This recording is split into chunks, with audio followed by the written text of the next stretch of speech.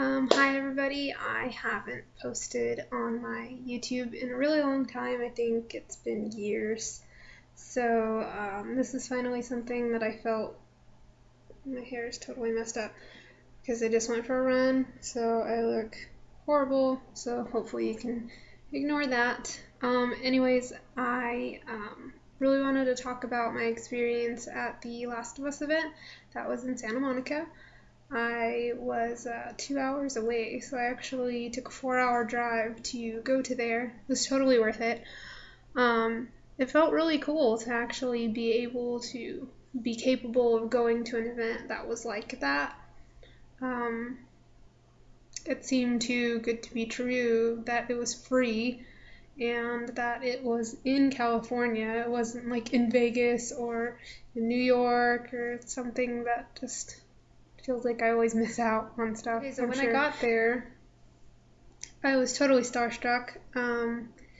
First of all, I got there pretty much like right on the dot, 6 o'clock, when they said that they were going to be handing out the tickets. I was pretty nervous about that because I was trying really hard to find parking. We were sent like an email of like different places that we could park and stuff, and it was like pretty much $3 or more to park like for every 15 minutes, and max it was like $18 or something. So yeah, driving 4 hours plus paying for all of that time for parking was way over my budget. So I was trying to scout out somewhere where I could park for cheap or free or whatever. So aside from that, I ended up getting there kind of like last, really, and I was a lucky person who actually got a ticket. I wasn't put on the waiting list. There were so many people that could be put on the waiting list, and they would be let in 15 minutes after they were going to start letting people into the theater or whatever you want to call it, whatever. So I was pretty much like at the end of the line, but it actually ended up being opposite. So everybody who came early was at the very end, and anybody who came late, like even the people who were on the waiting list, pretty much came in with me, I think. No. I think they let the waiting list people come in after they let us in. Because they let staff and stuff like that. Like Sky did, he came in all late. He came in after me, but he got to be like right in front with me. But anyways, aside from that, I was in the very front, and I was totally surprised. I thought I was going to be screwed, like I was going to have terrible seats. So I'm like feeling anxious, like, oh my god, they keep opening and closing this door, like I'm going nuts, like I just want it to start already. And Travis Willingham and Laura Bailey just like pop up, and they're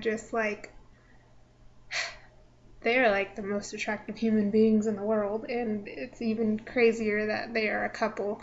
So I was so close to them. I had my Vita out, and I was like trying to play Sly Cooper because I haven't even played the new one on Vita. I played it a little bit on my PS3, didn't even finish it, unfortunately. So I was like, oh, may as well try and get a start on this now. And I didn't play any of it because then I saw them and I was just like taking little Snapchats and stuff of them and like totally being starstruck.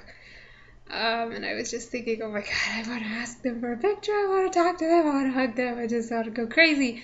And I would look over at Sky Diddy like, would it be rude to ask for a picture? Do you think it'd be rude? And he's just like, I don't know, probably, but you should probably go for it. So, after just staring at them, like drooling and stuff as we were let in to the performing arts place or whatever you want to call it again, I'm at a loss for what to call it. She looked back. I think she was looking back for somebody that she was with, and I was just like, would it be rude if I asked you for a picture? And she's like, oh, no, not at all. And I was like, can I take a picture with both of you guys? And she's just like, yeah, come here, honey, and called Travis over there, and they were so awesome about it. They were really great. I wanted to talk to them about like Infamous and stuff like that, but I thought that it was awesome enough of them to even give me a picture, so I kind of left them alone. But God, it did not make the wait to get inside any easier. Like, because we were let in, but then we weren't let into the actual place where we're seated. So it was like wait after wait after wait, and it kind of like it built it up more, but it just like that feeling in your stomach is, I'm getting like, it's just, I'm feeling all that anxiety all over again. Like I was way too excited waiting for that. Also I got to meet, like I said, Sky Diddy. I met Sky Diddy there. He was really cool, as I figured he would be. Totally like a colorful person. Um, and after the event, I actually was like lost for a good 40 minutes or something trying to find my car because my phone said that my car was parked somewhere else. Long story, whatever. Sky Diddy was cool enough to walk the streets of Santa Monica with me, which honestly I'm not familiar with it, so I don't know if it's safe or dangerous or whatever. But yeah, anyways, team player. He helped me out with that. Okay, so now to the surprise part that Neil Druckmann scheduled for all of us that were there. It felt really cool, like to hear Jeff Keighley saying that. Well, either it was Jeff Keighley or it was Neil Druckmann. Honestly, I can't remember. One of them said that they were going to turn off the stream and that this was going to be something exclusive for everybody who appeared. So it was just so awesome to hear that. Like, just even going to the event itself, seeing it live, felt like so special. And I can't even find words for it right now. Like, it's making me smile now. Like, I just felt so lucky already to have gotten a ticket, to be able to go, and like that we got a surprise for showing up and stuff. And so basically what the surprise was a scene from the game that happens after the ending, and they didn't put it in there. I can't exactly remember why. I think Neil said it didn't quite fit, or I forget what his reasoning was. He wasn't really too clear on it, but he did say that it was a good way to say goodbye to Joel and Ellie. So with that, it made me really scared. I think I heard rumors about The Last of Us too. But anyways, now to the actual scene itself. So it was in Ellie's bedroom, and the walls were like a pale pink or purple color. It did definitely look like a girl's room. So I liked that. It seemed pretty personable. It seemed like it was literally her own room. Like they had gotten to a point where they were living comfortably. She had a place that she calls home. And so she's sitting in her room. She's writing like in a journal or something like that. She's just hovering over it at her desk with like a little desk light on. She's sitting by the window. She has a bed, a dresser, like her backpack's hanging from the dresser.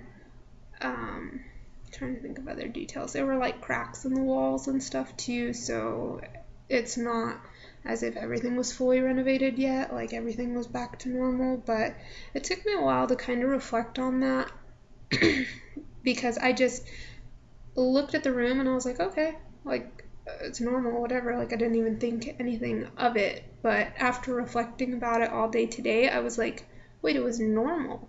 It wasn't completely like ravaged through like newspapers and dead bodies and random things sitting on the floor. Like it looked like a bedroom. It looked well kept, and like she even had like a little stuffed bear or some kind of stuffed animal.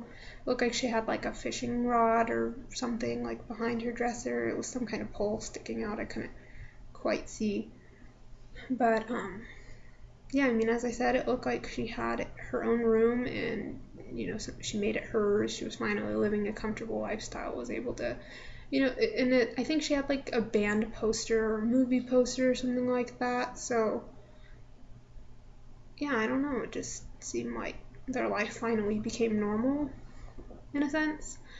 So anyways, Joel knocks on the door, and Ellie doesn't respond. She's just writing away in her little diary, and he continues knocking, and it's like really awkward. You could already feel this sense of like, I'm trying to think of the word. You could feel, I'm gonna say tense, but I use that like a million times in my notes. You can already tell that there's just this barrier in communication still, that it still exists between them. I forget how long Neil said that it's been since the ending of the game when the scene takes place. I read online that it's been 4 years, so I don't know how accurate that is. What was I saying? Okay, so he knocks on the door, keeps knocking on the door, and then, he's just like, okay, welcome in. I mean, it's not like she's answering me. So he goes and he, taps her on the back, tries to get her attention, and he's just like, oh, hey, sorry, I knocked on the door first. Sorry to be interrupting or intruding or whatever. You could tell he doesn't feel comfortable with just coming in and talking to her. And she turns to him and she's just like, I was listening to, and then she doesn't finish her sentence. Like, she doesn't say what she was listening to. If she was listening to like a specific band or any type of genre of music. She doesn't talk about what she was writing or anything either. But I did have a thought about that, like after reflecting, how she was writing in a journal, like that further makes me feel like things have returned to normal. Because there is one scene where she's talking about like, oh, all they had to worry about was, boys and clothing and all this material stuff. And so it seems like at least she was able to return to something that's so simple that, humans express themselves with, is writing in a diary, writing their thoughts. I mean, obviously she has enough time now to sit there and write, things aren't as crazy. It's not really told how much normal things are for them, but it was like, that's just a really nice touch to it, I think, is that she could sit there and write now.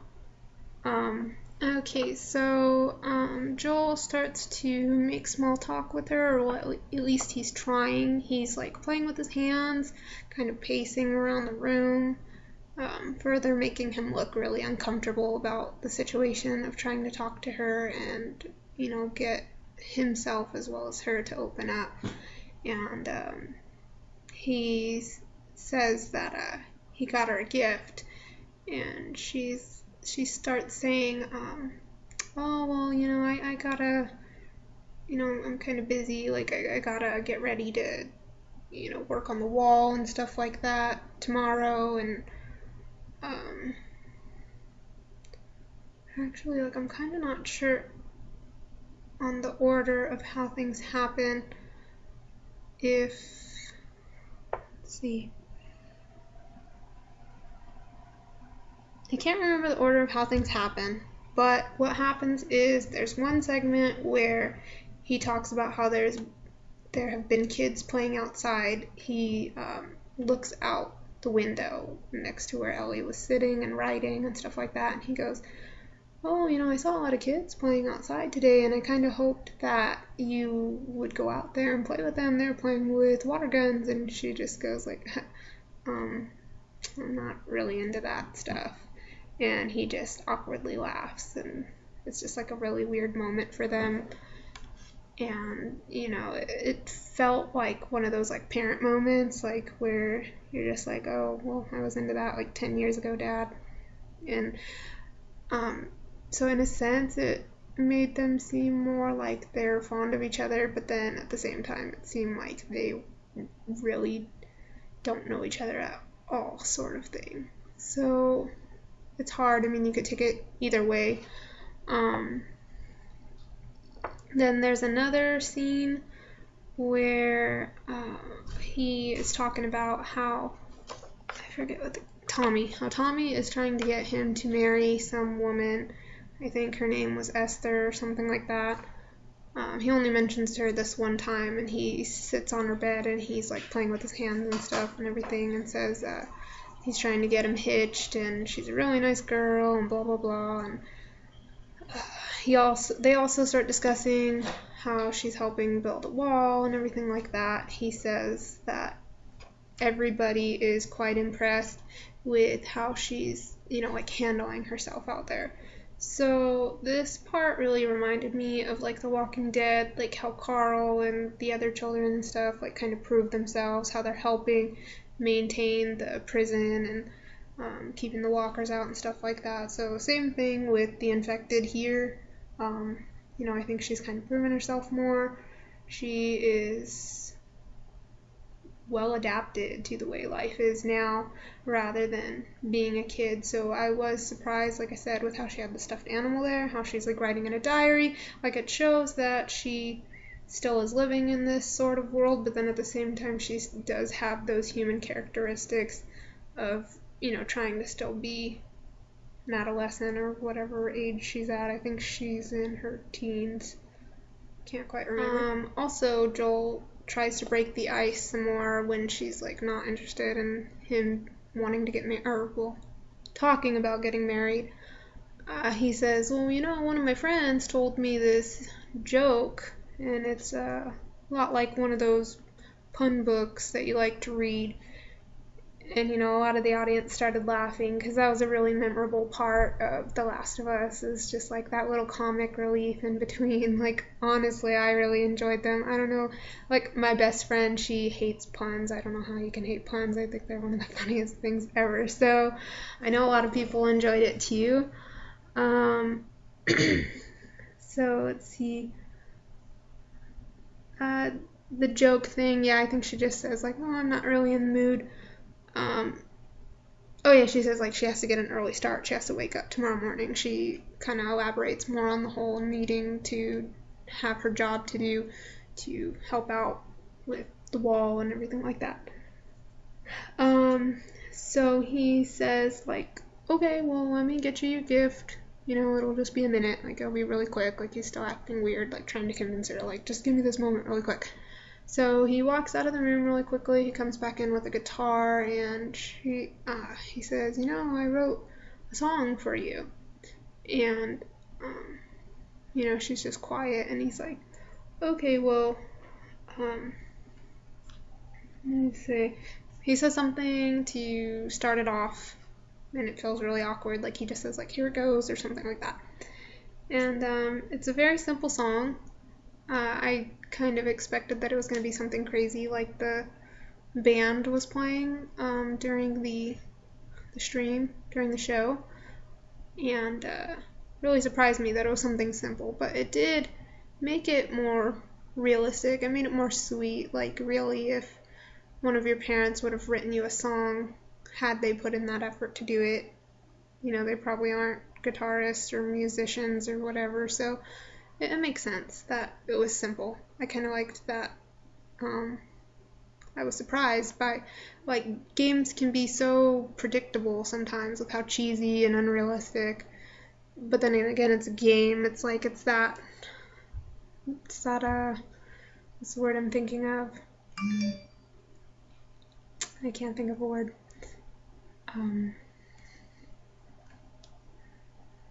Not Catch-22, but whatever. I'm thinking of a certain word. Can't think of it.